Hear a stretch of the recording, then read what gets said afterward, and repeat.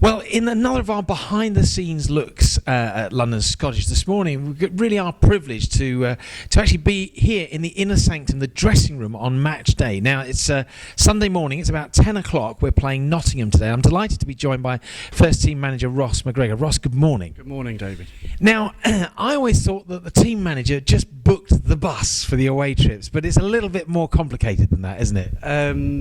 You ask the lads and they probably wouldn't agree with you, but it's a little bit more than that. So we're normally here about 9 o'clock, Bill and myself, to set up the changing room.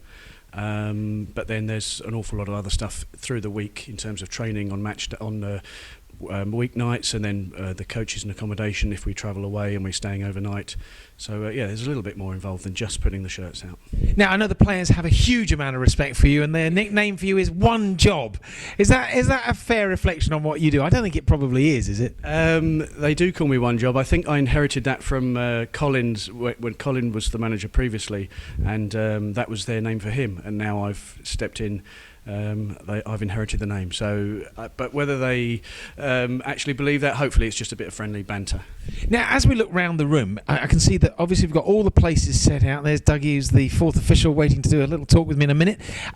All the places set out, the shirts, the shorts and so on. And also we've got a picture of each of the players. But also, interestingly, there's names and place names of former players of London Scottish, and that's really inspirational, I guess, for the guys themselves. Hopefully, yes. Simon wanted to bring that in last season, and it's. I think the guys, when they first saw it, really, really liked it. The idea that they're wearing the same shirt as a previous great from London Scottish and former players. So you've got Gavin Hastings up there, Paul Burnell, Derek White, and so on all down the line. And there's a little snapshot of what they've done in terms of Scotland caps, Lions caps, and so forth. So hopefully it does give the boys that little extra edge. Now, when I used to play 100 years ago, I used to turn up on match day probably half an hour beforehand, have a bit of a cigarette, get on the pitch, do the game, and then go home. But we've got protein shakes, we've got Gatorade, there's all sorts of things going on. I mean, what do you do in that morning before the players turn up? There are ice baths to organise. They're in another building across the way, which the guys have after the game with Elco. There's obviously the protein shakes that you talked about. They'll have post-match. Just before kick-off, they'll get some Gatorade and some other supplements. Again, at half-time, the other supplements, we don't put them out too early. There's carbohydrate bars there on the table for them in the hours before kick-off. There's all sorts of things for them, really. It's an awful lot more to it than just, as you said, the crafty fag nowadays. Now, there's more to you than just being a first-team manager. You're also studying at the moment, I think I'm right in saying. Well, tell us a little bit about that. That's right. I'm in my final year of a coaching science degree at St Mary's in Twickenham. So I've been doing that for 2.5 years. I've got one semester to go, thankfully. It's been a long road, but yes, I'll graduate in May time. Hopefully with a coaching science degree. And what will you do with that? A coaching science, what exactly does that mean? Just give us a bit more insight. It's very similar to sports science. So a lot of the modules run, so there's things like sports nutrition, applied physiology, sports psychology. So a lot of the things that we can apply here on a match day that are really been helpful for me in understanding what we do and why we do it. But in the future, obviously, as a coach, I coach with the academy here at Scottish. So in a coaching role, it is extremely useful.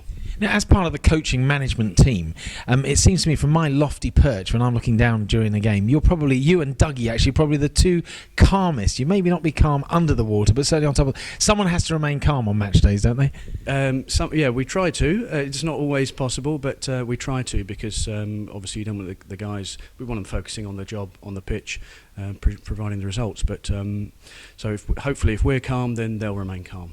Well, I know you quietly go about your business in a very efficient way, and I know that we appreciate what you do, and thank you so much for giving us an insight and allowing us in here on a match day. It really is a privilege to see everything that's going on, and this will be a hive of industry soon with the guys coming in and getting ready. And I guess they all have their own particular little ways of preparing in terms of some will listen to music, some will go very quiet. Do you sort of you have to respect that too, don't you? Very much so. They're all individuals. Some will want to bounce off the wall and headbutt the wall. Others will just literally get in the zone and listen to music and be very quiet and peaceful. Others will be getting a rub from the physio. Others will be bouncing rugby balls around and just getting mentally prepared. They all have their own routines, and you just have to get out of their space and leave them to do whatever it is they need to do to prepare. Well, no names, no pack drills. We're going to leave it to you to decide who you think might be the people who are the headbangers and the people who like listening to music. Listen, Ross, thank you so much for letting us in this morning. I'll let you get back on. I know you're busy, and let's hope for a win today against Nottingham. Absolutely. Thanks, mate. Cheers.